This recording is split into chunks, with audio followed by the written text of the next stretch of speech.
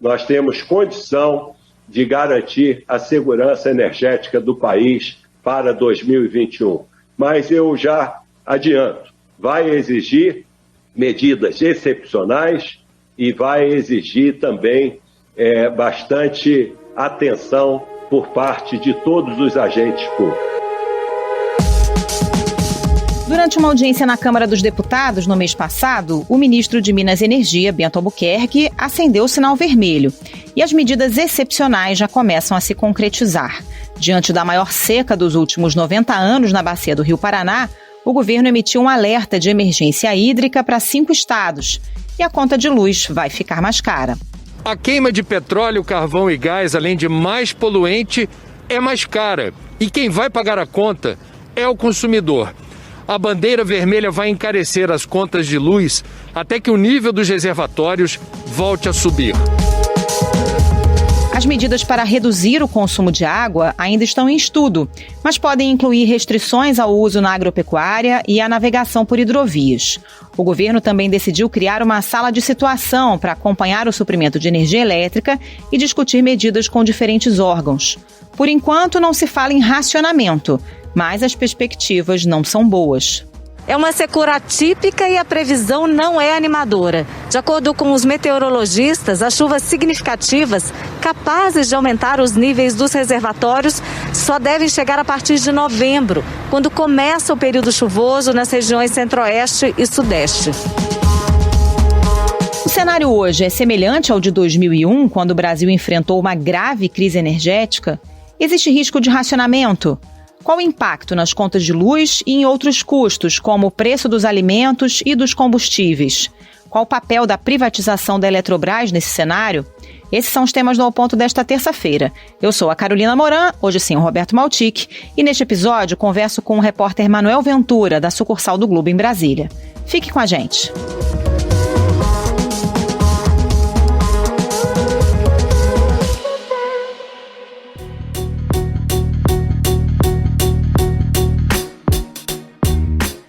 Manuel Ventura, qual é a situação hoje dos reservatórios brasileiros, hein? Carol, a situação que mais preocupa é dos reservatórios da região Sudeste e Centro-Oeste. O setor elétrico junta a região Sudeste e Centro-Oeste numa só região operativa, quer dizer, trata essas duas regiões de uma só maneira. Essa região é a principal do sistema em termos de armazenamento de energia, de armazenamento de água, porque ela concentra 70% da energia armazenada da água do sistema elétrico nacional. Essa é a região com o pior cenário hoje. Está com os reservatórios em cerca de 30% da sua capacidade. É muito baixo para essa época do ano. 30% é muito baixo porque a gente está vindo do fim do período úmido, quer dizer, os reservatórios deveriam estar cheios agora para que esses reservatórios fossem secando ao longo do ano até vir o novo período úmido. E o que não é o que aconteceu neste ano.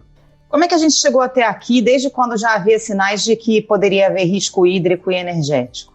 Olha, essa região Sudeste e Centro-Oeste, os técnicos do setor elétrico falam que ela está com problemas há pelo menos 8 anos. São 8 anos de chuvas abaixo da média. E essas chuvas abaixo da média foram se somando, levando a uma seca nos reservatórios na região das usinas hidrelétricas do Sudeste e Centro-Oeste. E no ano passado, a partir de setembro, o governo começou a detectar que o ciclo de chuvas entre 2020 e 2021 seria ainda pior, o que levou a essa situação dos reservatórios de agora de menos de 30% da sua capacidade.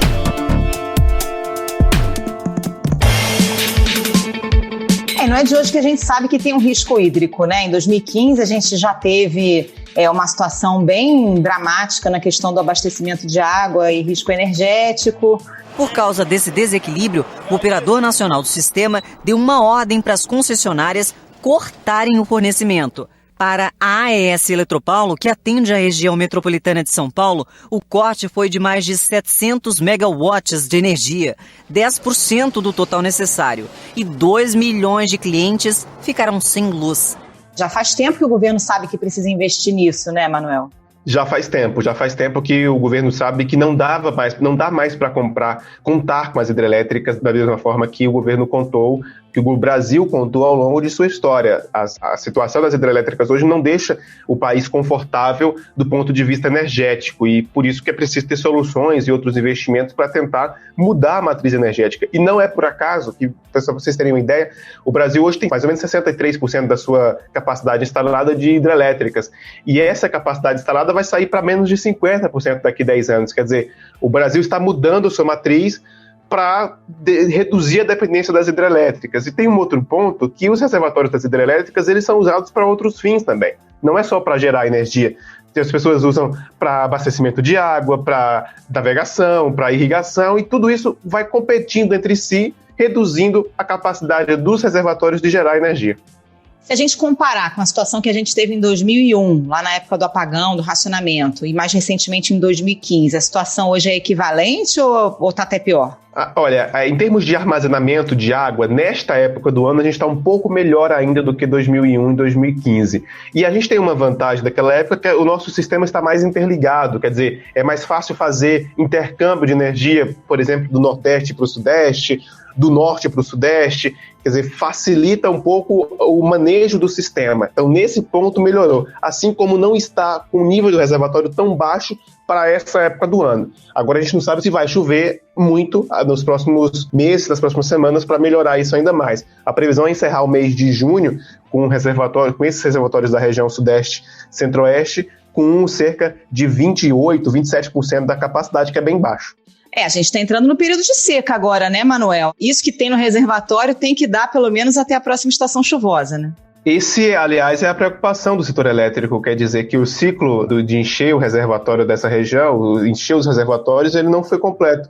Ele não conseguiu, a água que saiu no ano passado não conseguiu ser reposta em sua totalidade, levando a uma situação de um reservatório muito baixo, numa época que o reservatório deveria estar cheio, porque o ciclo da cheia está encerrando agora. Então essa é uma principal preocupação do setor elétrico. Inclusive as medidas que o governo está tomando agora é para guardar água nesse reservatório para o período mais grave da seca, ali por volta de setembro, que ali sim é um risco, porque pode haver um pico de demanda muito alto que não tenha uma capacidade de geração térmica de termoelétricas ou um outro meio suficiente para atender a demanda e gerar um apagão, gerar um blackout por falta de água no reservatório. Então essa é a preocupação e por isso que o governo está guardando água no reservatório agora para ter água no futuro. Como é que é hoje a matriz energética do Brasil? Você falou que cerca de 63% da energia vem das hidrelétricas. E o restante? A gente depende muito ainda dessa geração hídrica, né? Dependemos muito da geração hídrica. O Brasil, historicamente, é dependente da geração hídrica, o que deixa a nossa matriz bastante limpa, mas deixa esse problema da falta de chuva. Nos últimos anos, isso vem se tornando um problema cada vez mais frequente, inclusive por isso que o governo tem investido muito em leilões de outras fontes de energia, como as renováveis eólica e solar, e também a da geração térmica. A gente tem hoje um parque térmico que equivale a mais ou menos 8% da matriz energética de usinas a gás natural. Tem ainda usinas a óleo, usinas a biomassa também, que é uma participação importante, mas mesmo assim elas não dão conta de abastecer o sistema em sua totalidade, porque hoje mais da metade, mais de 63% da nossa capacidade instalada é de usinas hidrelétricas. Como é que a pandemia afetou esse cenário? Porque, por um lado, a gente tem a economia estagnada, o que reduz o consumo de energia, mas, por outro, o consumo residencial aumentou, né? Qual foi o impacto da pandemia sobre a crise hídrica e energética? Olha, a pandemia, ela retraiu muito a economia do Brasil caiu mais de 4% no ano passado, e a consequência disso é uma queda no consumo de energia, porque o consumo industrial caiu muito. No ano passado, o consumo de energia caiu 1,5%, quer dizer, caiu 1,5% em 2020, mesmo com o consumo residencial subindo um pouco, não subiu de maneira suficiente para neutralizar a queda do consumo da indústria. Mas, para vocês terem uma ideia, em junho desse ano, a previsão é que o consumo de energia suba 6,6% na comparação com o ano passado. Quer dizer, o consumo de energia está voltando aos patamares de antes da crise. Mas em 2020, o consumo de energia chegou a cair. É a pior situação dos reservatórios do Sudeste e Centro-Oeste em 91 anos. A falta de chuva afetou principalmente essa região, onde ficam as hidrelétricas responsáveis pela maior parte da geração de energia no país. Esse sistema tem hoje apenas 32,2% da capacidade dos reservatórios. O que o governo já fez até agora, já sabendo que a gente tinha esse risco de falta de água e de falta de energia, para tentar reduzir o consumo ou pelo menos despachar a energia que não seja de origem hídrica, Manuel? Olha, desde o ano passado, ali por volta de outubro, o Brasil está importando energia da Argentina e do Uruguai. Isso foi uma das primeiras medidas que o governo tomou para conseguir deixar água no sistema, deixar água nos reservatórios. Só que isso tem um limite, porque as linhas de transmissão entre os dois países, entre os três países, na verdade, elas não são infinitas, elas têm um limite de capacidade.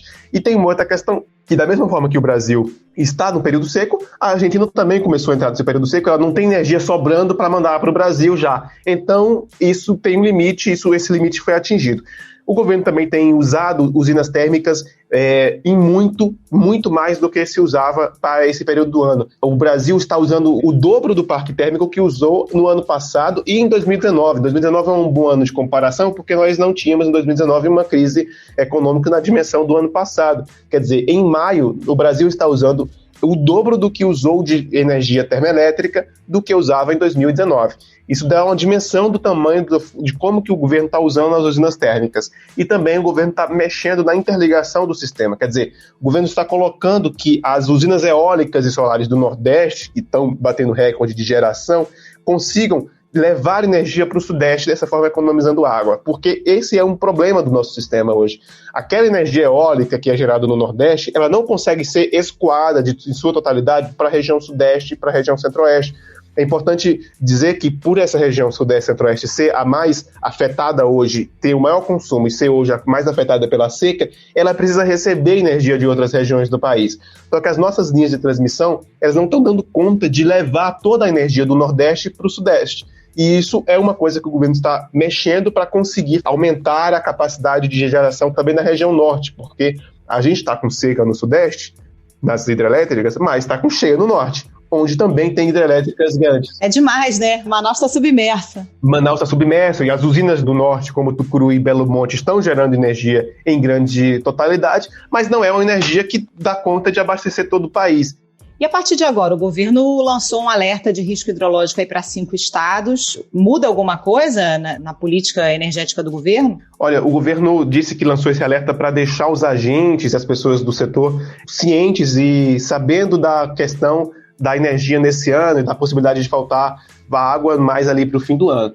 O que muda com esse cenário é que o governo uniu diversos órgãos do governo, não só o Ministério de Minas e Energia, mas, por exemplo, o Ministério da Agricultura, o Ministério das Comunicações, para tentar fazer campanhas de conscientização pelo uso mais racional da energia, nas palavras do ministro Bento Albuquerque. A bandeira vermelha, que aumenta o custo da energia, é um sinalizador para o consumidor de que ele tem que fazer um uso mais racional do consumo de energia. O governo está colocando diversos órgãos na mesa para tentar reduzir o problema. E também buscando outras medidas, como, por exemplo, fazendo uma varredura onde tem térmicas no sistema que podem ser acionadas, tentando fazer leilões de emergência, quer dizer, tentando dar soluções no curtíssimo prazo para esse problema. Manuel, existe o risco da gente ter uma política governamental de racionamento de energia, como aconteceu em 2001 durante os apagões? Na sua entrevista com o ministro Bento Albuquerque, ele disse que não, né? Mas como é que a gente chega aí até o fim da estação seca?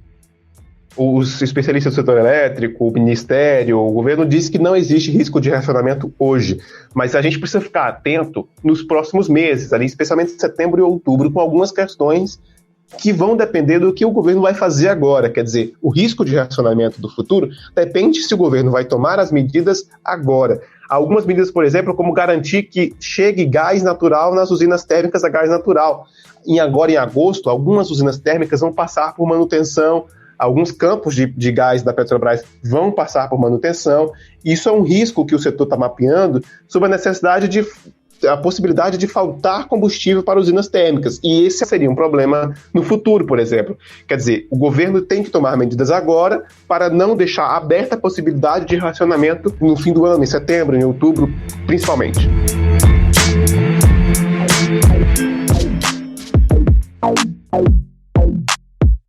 Manuel, a solução do problema, claro que passa por investimentos, né? Você falou da questão das linhas de transmissão, tem a questão da geração, mas muitos investimentos ainda não saíram do papel ou estão atrasados. Você fez, inclusive, uma reportagem recente dando conta disso, né?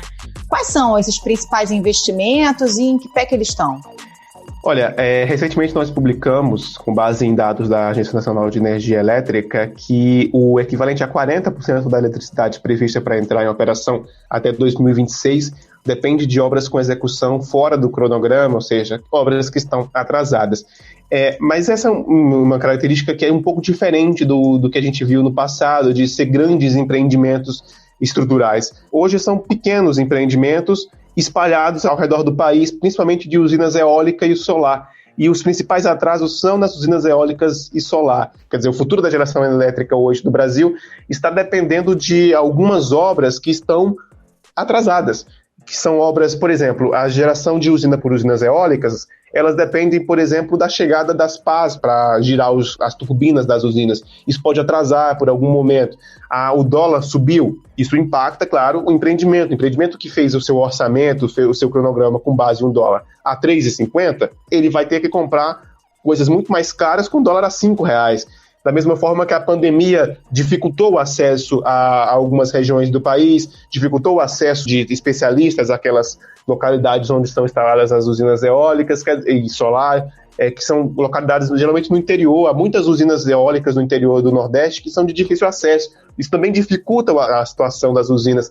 É ainda problema de licenciamento ambiental, quer dizer, são um conjunto de problemas que faz que 40% da energia prevista para entrar em operação nos próximos 5 anos esteja atrasada, gerando um alerta sobre o que vai ser na nossa capacidade de geração no futuro. O ministro também disse na entrevista para você que o governo buscaria novas alternativas de geração. Como é que é isso? O governo tem alternativas de geração de energia que hoje não estão dentro da nossa matriz energética? A sistemática do setor elétrico, ela inclui alguns leilões que as distribuidoras de energia, quer dizer, que as pessoas em suas casas, elas contratam uma distribuidora de energia do seu estado, e essa distribuidora de energia participa de leilões para aumentar o seu portfólio de geração, para aumentar a sua capacidade. Normalmente é assim que acontece. Mas alguns empreendimentos, eles são feitos e eles não necessariamente são ligados ao Sistema Interligado Nacional, ou a distribuidoras, porque os empreendedores preferem, por exemplo, vender energia direto para o consumidor, para o grande consumidor, para um shopping, por exemplo, ou para uma indústria, por exemplo. Essas usinas, elas estão disponíveis, mas não no sistema. E o que o governo quer agora é fazer com que essas usinas sejam disponibilizadas no sistema para os demais consumidores. Também a situação, por exemplo, de usinas que o empreendedor faz para ele mesmo usar a energia elétrica gerada por aquela usina. Então o objetivo do governo agora é fazer com que essas usinas sejam colocadas no sistema para aumentar a capacidade do Sistema Interligado Nacional.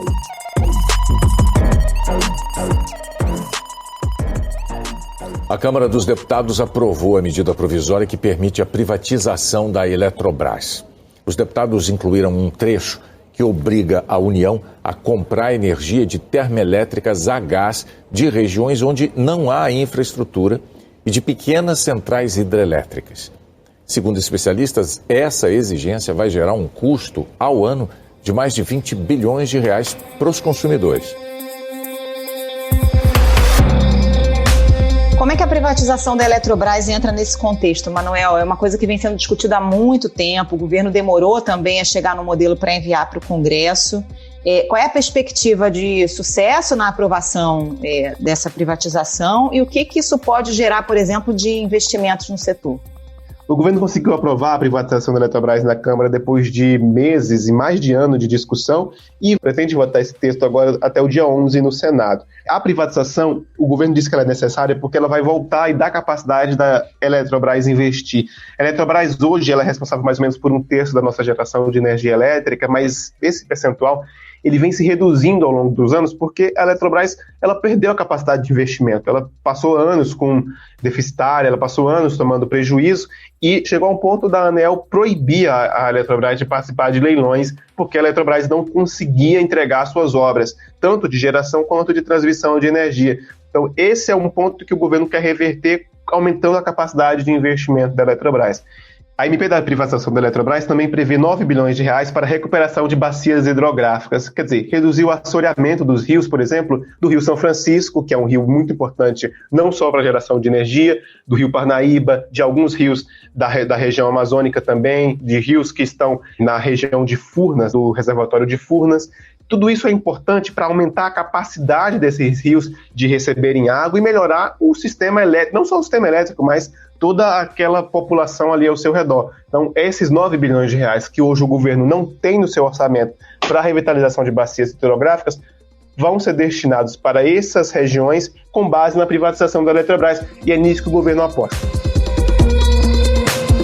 Manuel, agora falando das consequências práticas dessa crise hídrica, já de imediato a gente vai sentir o efeito na conta de luz, né?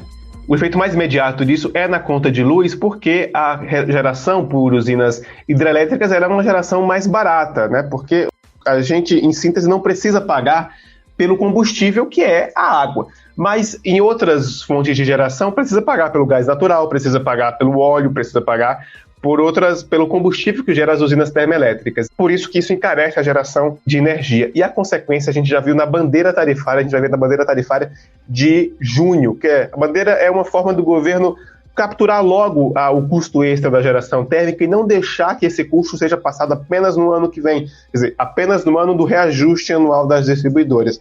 E já está em vigor a bandeira vermelha 2, que é a mais cara do sistema de bandeiras tarifárias. Significa um custo de R$ 6,24 a cada 100 kWh consumido. Quer dizer, a cada 100 kWh vai ter um custo de R$ 6,24 a mais na conta de luz. A gente já tinha a bandeira no mês passado, em maio, a gente já tinha a bandeira 1. Agora, em junho, vamos ter a bandeira 2. A ANEEL justificou a decisão dizendo que junho começa com os principais reservatórios do país no nível mais baixo para essa época. A agência também reforçou a necessidade do consumidor economizar. E essa é a perspectiva de ficar com bandeira 2 até o fim do ano. E há um risco ainda dessa bandeira não dar conta de cobrir todos os custos e precisar aumentar ainda mais a conta no ano que vem. Quer dizer, o risco imediato é aumentar a conta de luz e isso vai afetar todo mundo. E consequências indiretas, a gente deve ver impactos também no preço dos alimentos e até de combustíveis como o etanol, né? Porque aí são múltiplos fatores, a falta de chuva que interfere na safra, o preço no mercado internacional que sobe, o produtor é incentivado a exportar, e aí tem todo um efeito cascata, né? É uma questão sistêmica, que, por exemplo, o governo deve reduzir o uso da água para irrigação. Isso, de alguma maneira, afeta a produção agrícola. O governo também deve reduzir o uso das hidrovias. Isso acaba encarecendo o custo do frete. E também, se a indústria vai consumir uma energia mais cara, a indústria naturalmente repassa essa energia mais cara no preço dos produtos que usam muita energia elétrica no seu consumo, alumínio, por exemplo. Quer dizer, no fim de tudo isso, tudo a conta acaba subindo de maneira sistêmica para o consumidor. E o etanol que é gerado da cana, acontece a mesma coisa, a gente pode ter um impacto no preço do etanol e da gasolina, porque temos etanol misturado na gasolina, né? Exatamente, tem o dólar ainda que acaba também influenciando tudo isso. O dólar, inclusive, influencia as tarifas de energia elétrica na medida em que as tarifas de Itaipu, que é a nossa principal usina, são em dólar. Então, tudo isso acaba gerando um efeito cascata para o consumidor. Manuel Ventura, muito obrigada pela participação, bom trabalho para você. Obrigado, bom trabalho.